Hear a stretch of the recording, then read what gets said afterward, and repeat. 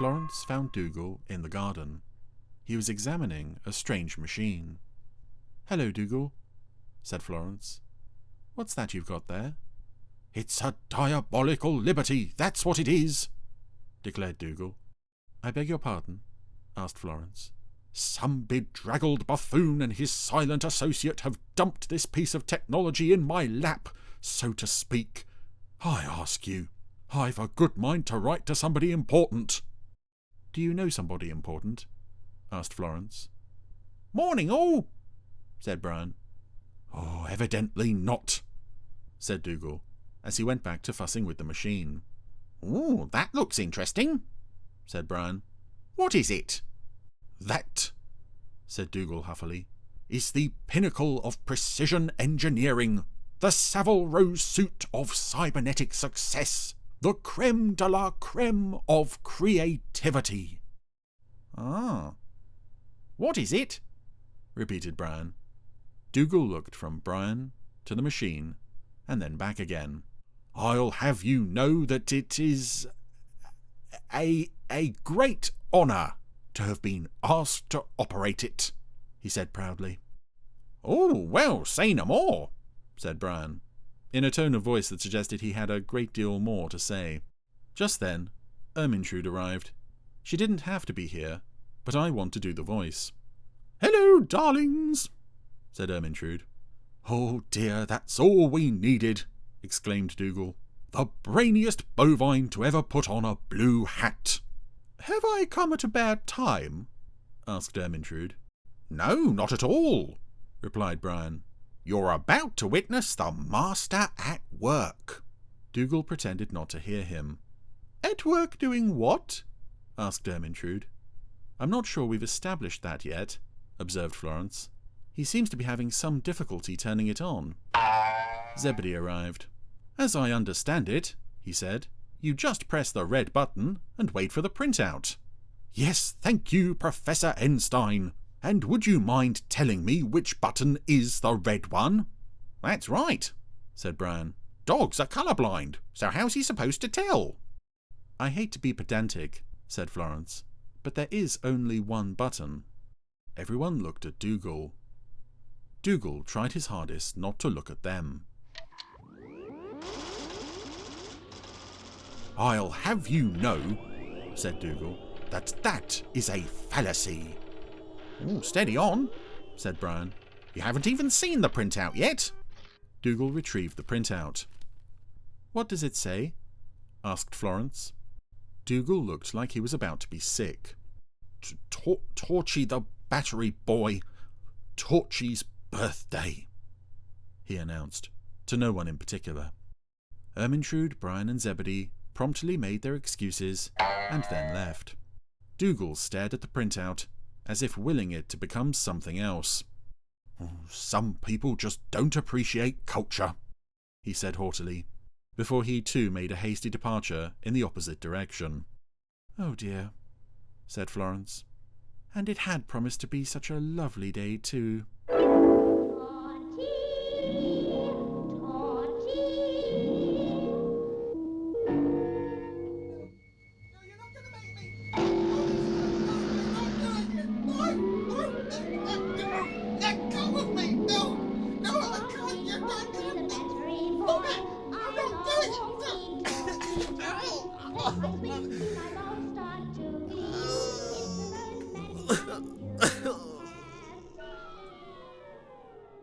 Hello, everyone. I have been persuaded to stay, because after all, I wouldn't want to miss Torchy's birthday. I mean, who would? It's bound to be an event to remember. This is the final episode, indeed, of the first series of Torchy. Not the last episode ever made, unfortunately, but of course we're not touching those. In Fruitown, Flopsy, Squish and Pom-Pom were planning a surprise. Ooh, good or bad? The cave in the far mountain, Whirly and Sparky and Gilly-Golly were also planning a surprise. Is this the same surprise or a different surprise? Is it a good surprise or a murder? Torchy's face. I could wait forever to not see Torchy's face.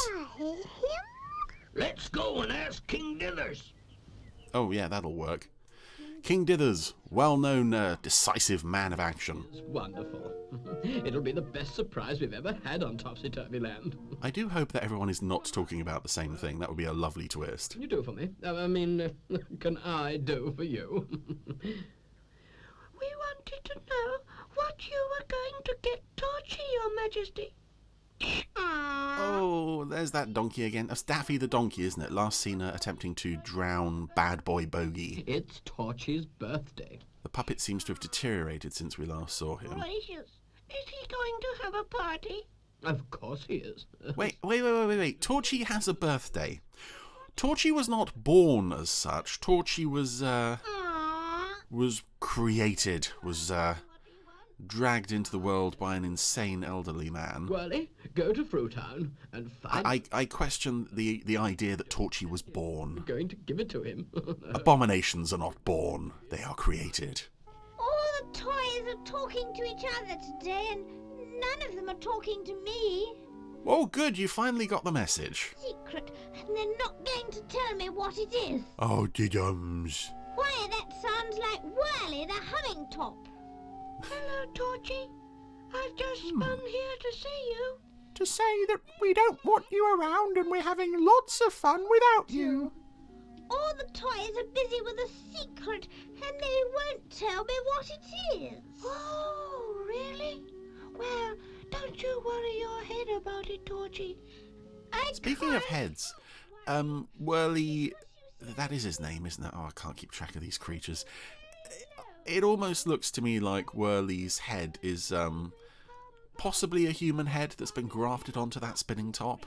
It does look like two different things that have been sort of grafted into one terrible moustached hybrid. Topsy-Turvy Land, who hasn't got a special friend of his own? Oh, diddums, the show is named after you. Get over yourself. More than anything in the world, I wish I had a little brother to play with.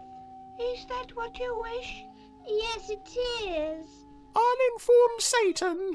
Going. I've got work to do. Can't you stay and have a game with me? No time now. See you later. Well, this is a nice opening to the episode, actually. Everyone treating Torchy the way he deserves to be treated, quite frankly. The way I would treat him if I was stuck on Topsy-Turvy Land. I'm sorry, I'm bracing myself for a song. I know what Torchy wants more than anything else in the world. So let's not give it to him. What is it? A little brother to play with. Oh, can do. By himself. Dear. This is very awkward. Dear. Steal a child from Earth. I give you the authority. Fly down in the rocket and ask Mr. Bumbledrop to help me. Wait, don't you have any children in your dungeons?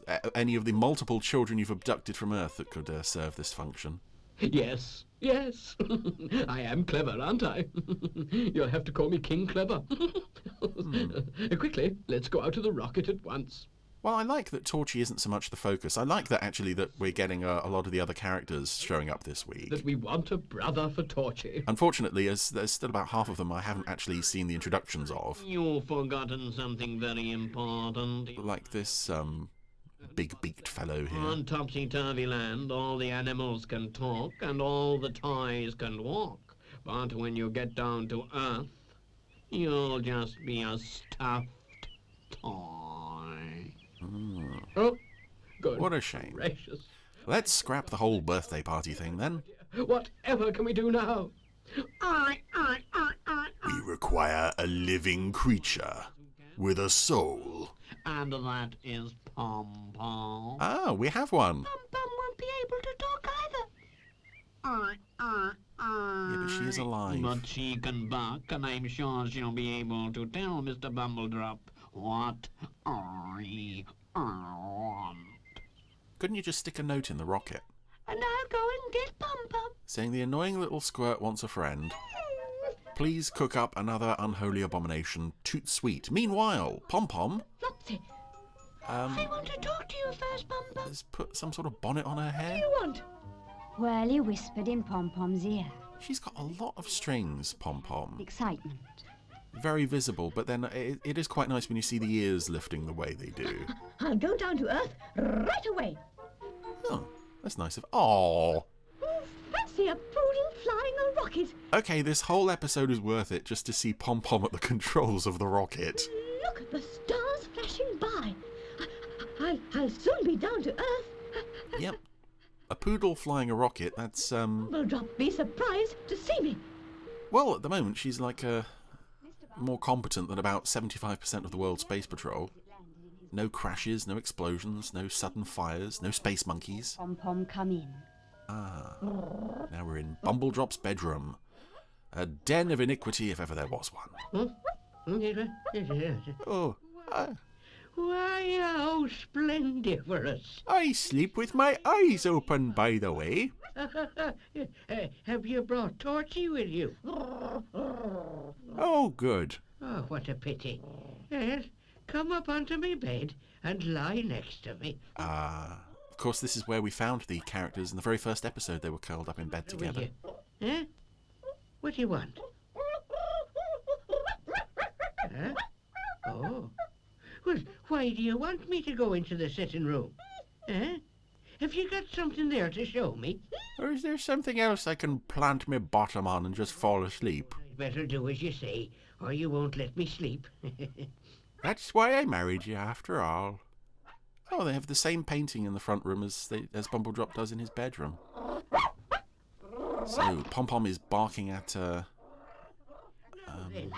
What do you want to show me? oh, dear. Huh? Oh, I don't keep any dog biscuits in there. Bumbledrop is casting quite an imposing shadow on the wall. Wax that I had left over after I'd made them. It looks rather monstrous, almost like a sort of spitting image puppet, that silhouette on the wall. Pom-Pom. Oh, well, I never. Do you want me to make another little toy who can walk? Oh, God, no! Well, why ever didn't you say so? Yeah, it would have been much more helpful if they just stuck a note in the rocket. Oh, my goodness, what a temper. All right, then. I'll make another little boy right away. No. Clock chimed 1. Mr. Bumbledrop started to make a toy, and Pom-Pom watched carefully. Chuckling with glee as the evil creature slowly began to take shape. Oh, I like the pads on Pom-Pom's paws there. That's quite sweet. Toy was finished. And the world began to weep rivers of blood. I've made a toy. Now, where is its soul? What do you want me to do with it? Throw it on the fire. You have a fire, throw it on the fire. You want to take it up to Topsy-Turvy Land? All right. Yes, that checks out. Yes. I'll, Have to come up with an excuse as to why I can't come. Hooray! The rockets, hooray! Yay! Oh, he's actually gone to Topsy-Turvy Land. My goodness, I never thought I'd see that. Wonderful, wonderful, wonderful. Now we know it's the final episode. Straight away and Big moment for Bumbledrop to actually start to prepare. get up off his backside and actually do something. Flopsy baked the cakes in King Dither's kitchen. Oh, Mr. Bumbledrop seems instantly accepting of Topsy-Turvy Land and all its occupants. we must have a special birthday cake for Torchy. Oh, yes. Yes. We'll put the surprise inside. Oh, A chainsaw and an electric drill. I'm hungry already. Well, I'll go and get the toy I made. Yes, and I'll fetch Torchy here. The toy you made, which is now presumably a living being. King Dithers fetched Torchy in his coach, Ooh, and all the very toys snazzy. followed behind. Oh yes, the Fox Woman and Pillywig the Clown, Squish the Spaceman, oh the Gollywog, and the Dragon thing. There was the birthday cake on the table. Well, it looks good enough to not eat. You, Mr. Bumbledrop. Well, I came up here because it's your birthday. I wouldn't come any other reason. Birthday? Why, I've forgotten all about it. Oh yeah, of course you had, yeah. Talking when you used to come up to us. You see, we were wondering what to get you as a birthday present. There's only one thing I want, and you'll never be able to get me that. Correct. Well done, clever boy. Oh, well, I'm not so sure. We've brought several sacrifices. Here's a knife. Say cake and say. All right. This is nice music. Close-ups of all our terror. Oh my goodness, they've given him a knife. They've given him a knife and he is plunging it into the cake like... Well, it is Chucky. It's not the slicing of a cake. It is the stabbing of a serial killer. As all his... Well, I was going to say friends, but it's more accomplices. Cohorts in hell. Watch this most splendiferous sight. And it reveals... Hello, Torchy. Oh no. Your new brother. You look exactly like me. I should hope so. Mr. Bumbledrop made me last night, and I'm going to live here and play with you forever and ever. You, me, and this knife. Cheers for Torchy! Hip, hip, hip!